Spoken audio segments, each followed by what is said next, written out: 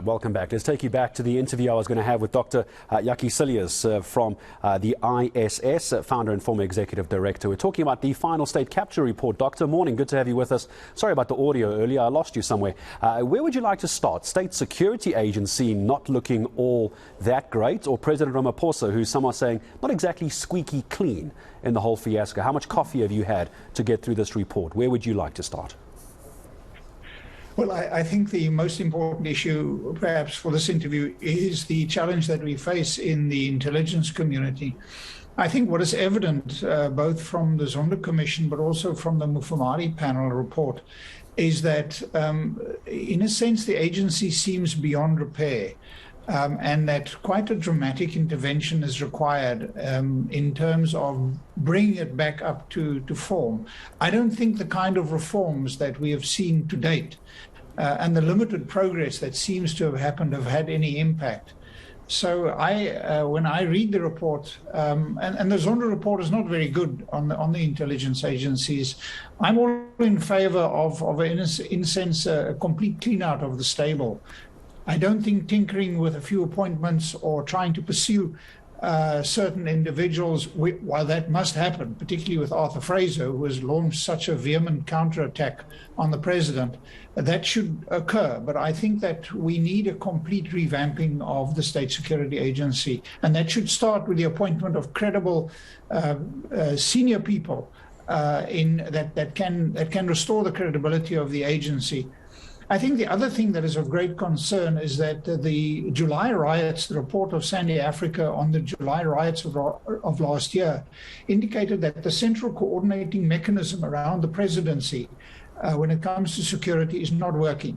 And that clearly was not addressed by Zondo, but is very, very well reflected in the Sandy Africa report. And that's a source of great concern, given the volatile situation in South Africa and in the region.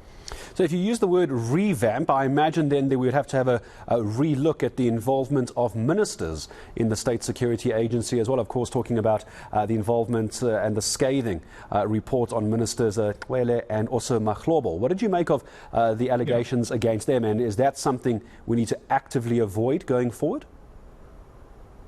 Well, they clearly need to be held to account. The millions of rand that were siphoned off and the abuse of state authority by somebody in one instance who is now still serving as a deputy minister is just absolutely amazing.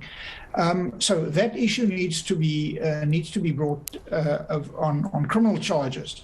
The question of to whom the intelligence should the state security agencies, both internal and external, should report. There's quite a lot of quite a lot of writing in the Zondo Commission on views with this regard. And an argument is made that the Director General of State Security and of Internal should report directly to the President. At the moment, the situation is that they report to a minister within the office of the President. The previous arrangement, where they reported to a Deputy Minister of Justice under the Mandela administration, seemed to have worked quite well. But the question really is that the heads of intelligence should have direct access to the president. I don't think that that's really a problem. And that ministers should not have any operational role. And that the functions of the Inspector General of Intelligence should be adequately funded and operationalized. But, you know, when you have crooks running the intelligence, then they will find a way around this. And cadre deployment and excessive loyalty within an ANC that comes from a background of secrecy and obsession about conspiracies is really what has driven, I think, this situation. So it requires bringing in people of integrity from outside of the loyalty cadre of the ANC.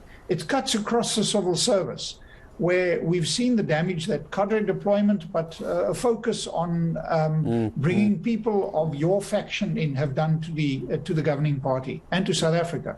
And to, I was about to say, and to the country as well. Dr. Jakkie Cilliers, thank you very much. I always appreciate having you on eNCA, founder and former executive director of the Institute for Security Studies.